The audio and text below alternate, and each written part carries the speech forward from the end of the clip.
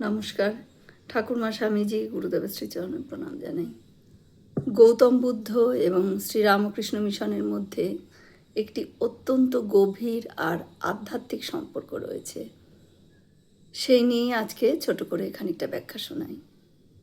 Sri Ramakrishna mission এবং এর প্রতিষ্ঠাতা স্বামী বিবেকানন্দ ভগবান বুদ্ধের জীবন, ত্যাগ এবং আদর্শকে সর্বোচ্চ সম্মানের চোখে দেখতেন। স্বামী বিবেকানন্দ গৌতম বুদ্ধকে সর্বশ্রেষ্ঠ কর্মযোগী এবং পৃথিবীর সর্বশ্রেষ্ঠ মানব বলে মনে করতেন।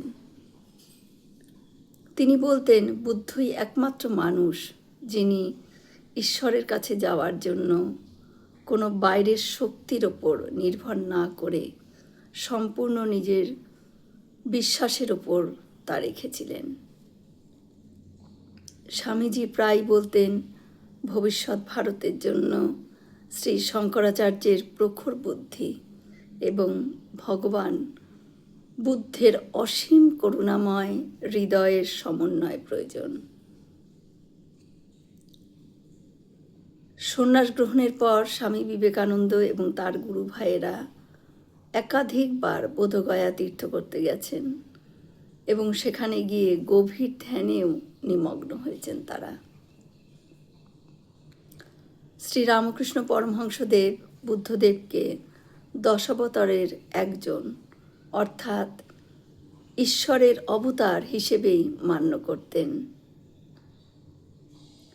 শ্রীরামকৃষ্ণ মিশনের মূল মন্ত্র নিজের মুক্তির জন্য এবং জগতের কল্যাণের জন্য কর্ম করা।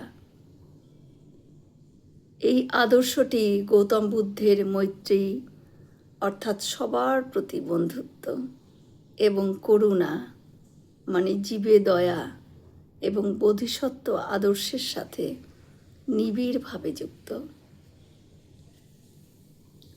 বৈদিক রীতিনীতির বদলে মানুষের ভেতরের পবিত্রতার উপর জোর দিয়েছিলেন বুদ্ধ, এবং শ্রীরামকৃষ্ণ মিশনেরও ঠিক একইভাবে বাহ্যিক আচারের চেয়ে ভেতরের আধ্যাত্মিক বিকাশ এবং মানব সেবাকে বেশি গুরুত্ব দিয়েছেন। স্বামী গৌতমানন্দজি মহারাজের লেখা থেকে কিছুটা অংশ পড়ে শোনালাম। জয় শ্রী রামকৃষ্ণ। আমরা সকলে মিলে একসাথে বলি, জয় মহামায় কি জয়, জয় ভগবান শ্রী শ্রী রামকৃষ্ণদেব কি জয়, জয় স্বামীজি মহারাজজি কি জয়। হয়তো অনেক ভুল ত্রুটি হলো, ঠাকুর যেন আমায় ক্ষমা করে দেন।